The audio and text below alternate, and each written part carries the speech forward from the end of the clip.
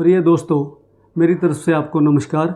आज हम बात करेंगे कि हम अपने आरओ सिस्टम के पानी को कैसे अल्कलाइन कर सकते हैं, कैसे अल्कलाइन पानी हम प्राप्त कर सकते हैं, उसके क्या क्या तरीके हैं। अल्कलाइन प्राप्त करने के मोटे मोटे 4 तरीके हैं। 4 में से 2 ऐसे हैं जो बहुत महंगे हैं, जो अमीरों के लिए हैं, हमारे लिए नहीं हैं।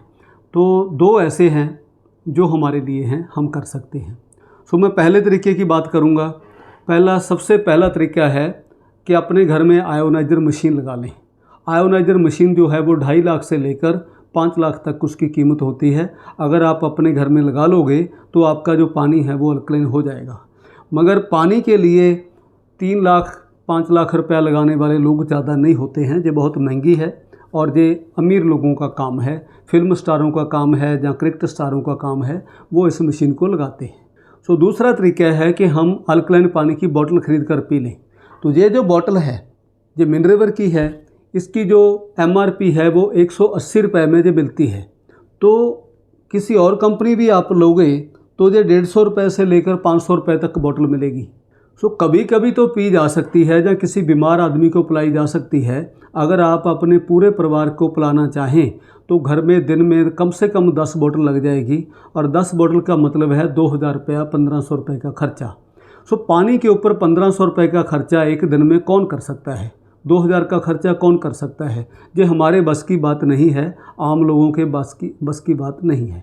उसके बाद आता है तीसरा तरीका। तीसरा तरीका है घड़े का तरीका। आप एक कोरा घड़ा लें, अपने घर में 2 कोरे घड़े ले लें, उसके अंदर RO का पानी भर दें, उसके अंदर आप खीरा काट कर डाल दें, नींबू काट कर डाल दें, तुलसी के पत्ते डाल दें, पुदीने के पत्ते डाल दें, और उस पानी को आप 6 घंटे के लिए रख दें। 6 घंटे के बाद वो पानी जो है वो अल्कलाइन हो जाएगा, आप पी सकते हो। उसकी जो pH है वो 8 हो जाएगी। ये तरीका बहुत अच्छा है, कुदरती है, मगर इस तरीके में 2 प्रॉब्लम है। पहली प्रॉब्लम ये है कि जो पानी अल्कलाइन होता है उसकी pH 7.5-8 के आसपास होती है।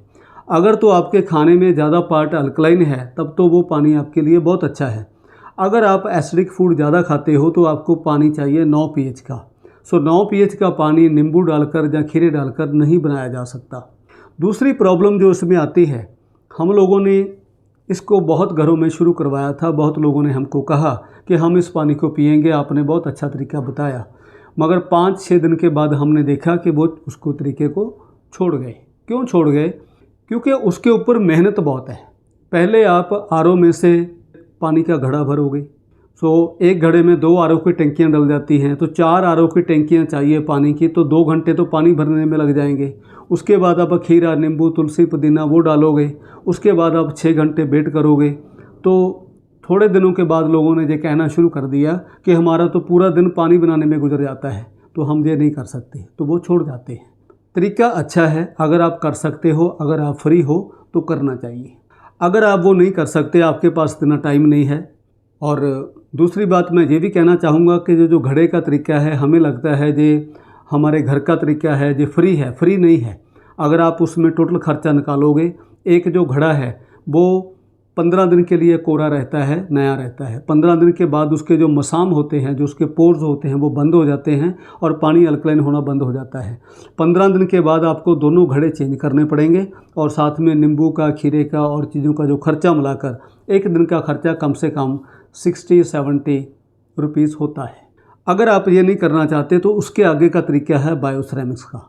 तो बायोसेरेमिक्स क्या होती है, मैं आपको बताना चाहता हूँ। बायोसेरेमिक्स जो होती है वो मिट्टी की बॉल्स हैं, मिट्टी की गोलियाँ हैं, जैसे ये पड़ी हुई हैं, और मेरे पीछे आप देख सकते हो, ये हम लोग इंपोर्ट करते हैं कोरिया से और जापान से। आप मेरे पीछे ये बायोसेरेमिक्स बॉल्स के काफ़ी सारे जो पॉट्स हैं वो पड़े हुए हैं, आप देख सकते हो। तो ये जो बॉल्स, इसमें क्या होता है, ये लावा जो होता है जापान में, कोरिया में, उसके पहाड़ों की मिट्टी होती है, उसको पीस कर जो बॉल्द बनाई जाती हैं। जो बॉल्द हैं जो पानी में, इससे पानी जब गुजरता है तो पानी RO सिस्टम से जब पानी निकलेगा, मेम्ब्रेन से निकलेगा, तो पानी में से मेम्ब्रेन सारा कुछ निकाल देती है, चाहे वो जहरें हों, चाहे वो तत्व हों, कुछ भी हो, पानी पूरे का पूरा फोका हो जाता है, उसमें कोई कुछ भी नहीं होता, वो खाली पानी होता है। तो उस पानी में बहुत सारी भूख होती है कि किसी न किसी चीज़ को अपने साथ ले लेने की।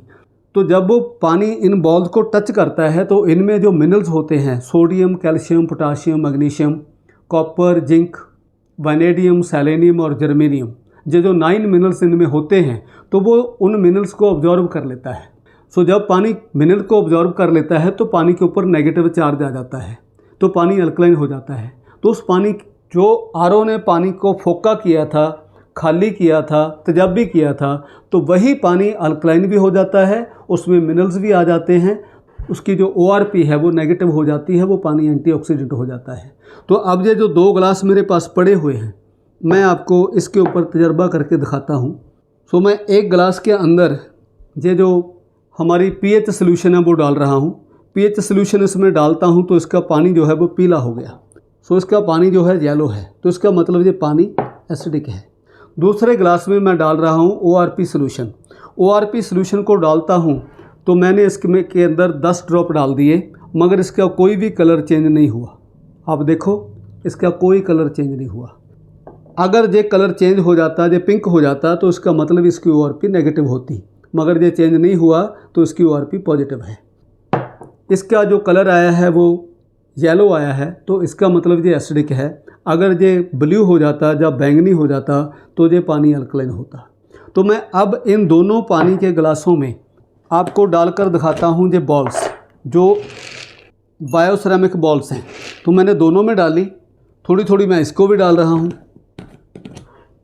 तो आप 2 मिनट में, 2 मिनट तो बहुत ज़्यादा हैं, बस कुछ सेकंड में आप देखोगे कि ये जो पानी है वो एंटीऑक्सीडेंट भी हो गया। और ये पानी देखिए, इसको इसका जो कलर है ये वायलेट हो गया। ये पानी है बैंगनी कलर में, इसका मतलब ये अल्कलाइन हो गया। इसकी pH 9 साढ़े 9 हो चुकी है। और इसका जो है ये पानी जो है उसका कलर पिंक हो गया, ये एंटीऑक्सीडेंट वाटर बन चुका है। तो ये जो बॉल्स होती है ये फ़िल्टर में भर के आपके RO सिस्टम में फिट की जाती है। जब वो पानी इन बॉल्स के को टच करता है, उन फिल्टर में से गुजरता है, तो वो पानी अल्कलाइन हो जाता है और एंटीऑक्सीडेंट हो जाता है, और उसमें मिनरल्स आ जाते हैं। तो वो पानी कौन सा पानी बन जाता है? ये पानी 180 रुपये लीटर वाला। यही पानी जो 180 रुपये लीटर मिलता है और पूरा दिन आपके परिवार ने पीना हो तो आपका 2000 रुपये का खर्चा है, वही पानी आपको इन बॉल्स के साथ आपके RO सिस्टम में से आपको मिलता है। और आपका खर्चा कितना आता है?